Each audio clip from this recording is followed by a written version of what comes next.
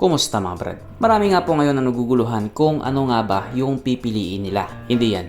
Iba yan. Yamaha Aerox or Yamaha Lexi. Noong hindi pa nga po dumating sa Pilipinas itong si Yamaha Lexi, karamihan talaga first choice na nila si Yamaha Aerox. Bukod kasi sa napaka-pogi na, matulin pa. Medyo may kamahalan nga lang yung presyo. Sabi pa nga po ng iba, Yamahal.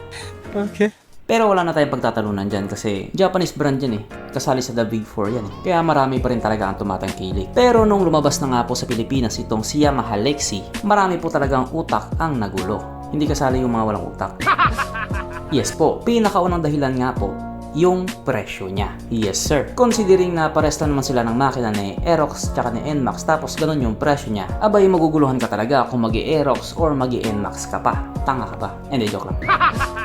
Kahit po kasi sabihin nating standard lang yung nilabas nila dito sa Pilipinas na Yamaha Lexi, mas mababa pa rin yung presyo nito kung ikukumpara sa standard ng Aerox. Yung price range kasi ng Aerox nasa 125,000 to 163,000 depende sa variant. Samantalang itong si Yamaha Lexi nga po ay 99,900 pesos lamang. Yes po, ang laki po talaga ng diferensya. Kung sa pagiging praktikalan nga lang po, mas pipiliin mo itong Yamaha Lexi. Pero kung gusto mo naman na pogi yung sinasampahan mong motor, mag-Aerox ka. Take note, motor lang yung pogi hindi ka kasali.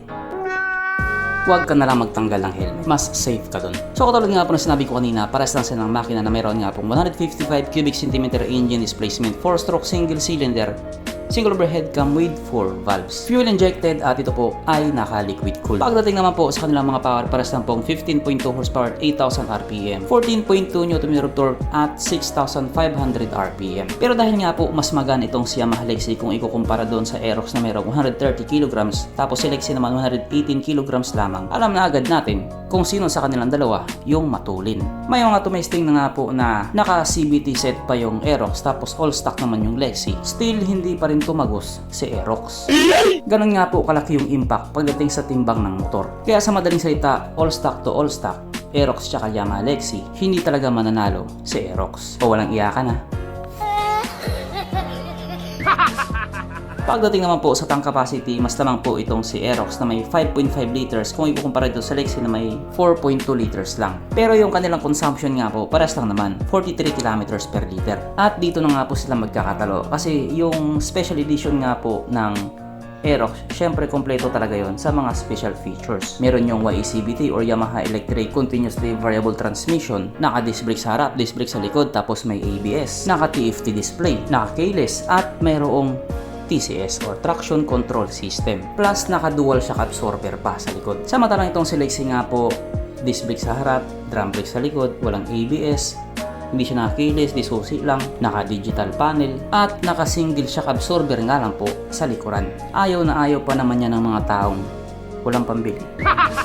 Pero kung meron mang masasabi nating lamang itong si Lexi kay Aerox, yun ay mayroon siyang floorboard. Samantalang si Aerox, wala. Yun naman yung advantage niya. At katulad nga po na sinabi ko kanina, yung price range ng Aerox ay nagsisimula sa 125,000 to 163,000 pesos. Tapos si Yamaha Lexi naman ay 99,900 pesos. Ikaw Brad, nakapili ka na ba kung alin yung bibilin mo sa dalawa?